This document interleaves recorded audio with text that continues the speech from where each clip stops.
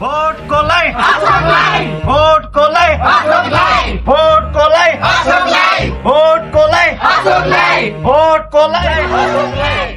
ल साथीहरू, 2-4 जना युवाहरू चाहिँ यतातिर लागौँ होइन, चुनाव प्रचार प्रसारमा। अरू चाहिँ यतातिर प्रचार प्रसार गर्दै जाउँ है त।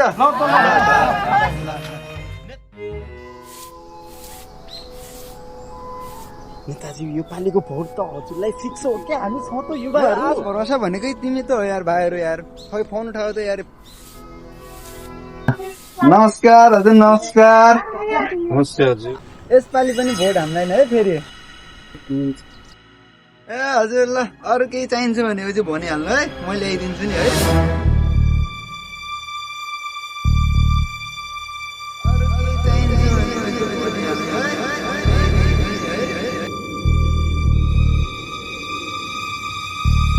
अरू केही चाहिन्छ भने चाहिँ भनिहाल्नु है, म ल्याइदिन्छु नि है।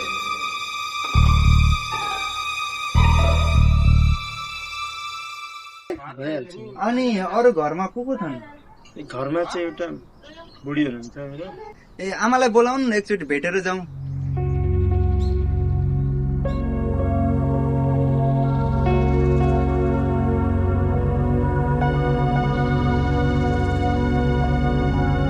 नमस्कार आमा, आरामै हुनुहुन्छ? यसपालि पनि आशीर्वाद दिनु है आमा। आरामै हुनुहुन्छ आमा? बाबु, तिमीले मैले सोचेको सबै कुरा पुरा गरिदिन सक्छौ? मैले त्यस्तै सुने कि मैले सही सुने? भन्नु न आमा, के चाहियो? हामी सकेको प्रयास गर्नेछौँ। मेरो लौरो हराएको कति भइसक्यो, 1-2 दिन महिना खै कति भयो। मलाई मेरो लौरो भेटाइदेऊ न बाबु। माप पाउने त चाहिँ माप पाऊँ। छोरो हराएको 5-6 महिना भइसक्यो, त्यही भएर लौरो भन्दैछन्। उनको अलि मानसिक अवस्था ठिक छैन। हजुर दुःख नमान्नला नि। हजुर चुप लाग्नु। हाम्रो बुढेसकालको सारा त्यही एउटा लौरो थिएन? हाम्रो सब थियो। नेताजी उनको छोरो हराएको जस्तो छ, खोजिदिन्छु भन्नु। हजुरलाई भोट पनि हो नि, अनि भिडियो बनाइदिन्छु। हजुर फिक्स भाइरल हो कि जानु भन्नु। हामी खोजिदिइहाल्छौँ नि आमा, हजुर पिर नगर्नु। बरु छोराको फोटा छ भने दिनु न। फोटो छ फोटो छ पखा है।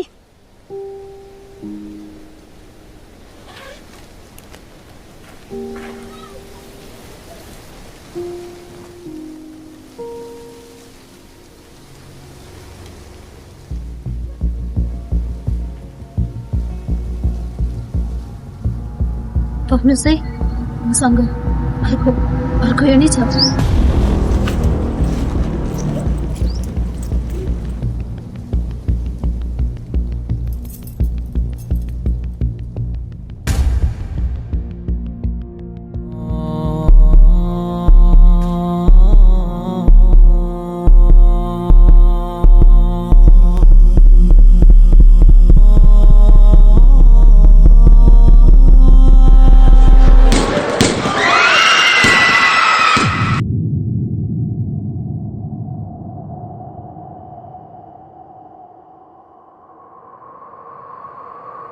स्कुल जान्छु आमा भनेर बिहानै गएको थियो। हेर्नुस् न, अहिलेसम्म आएकै छैन। कहाँ होला, के गर्दै होला? खाना पनि खायो कि नै?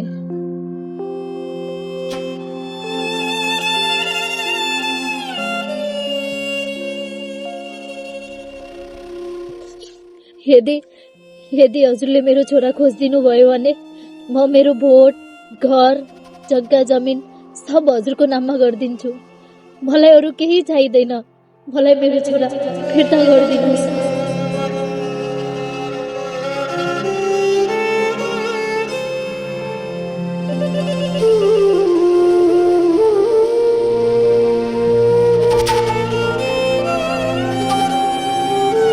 मलाई मेरो छोरा फिर्ता गरिदिनुहोस्। म त आज ध्याडी हान्न जाँदैछु नि।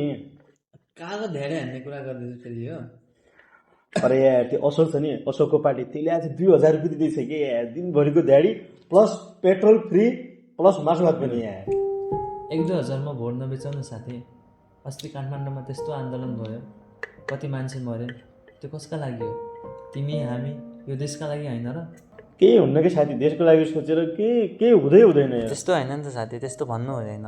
हामी जस्तो पढे लेखेको केटाहरूले देशको बारेमा नसोचे कसले सोध्छ? हामीहरू भनेको यो देशको भविष्य हो। हाँ, देशको लागि सोच्यो भने कहाँ हुन्छ यार। देशले पैसा दिने होइन, पैसा कमाउने आफूले हो। अब कसरी सम्झाउ यार तिमी? हाँ, तिमी यार सम्झाउनै सक्दैन। सब हजुरको नाममा गरिदिन्छु। मलाई अरू केही चाहिँदैन। मलाई मेरो छोरा फिर्ता गरिदिनुहोस्। साथी, अस्ति काठमाडौँमा त्यस्तो आन्दोलन भयो, कति मान्छे मऱ्यो, त्यो कसका लागि हो? तिमी हामी यो देशका लागि होइन र? नेपाली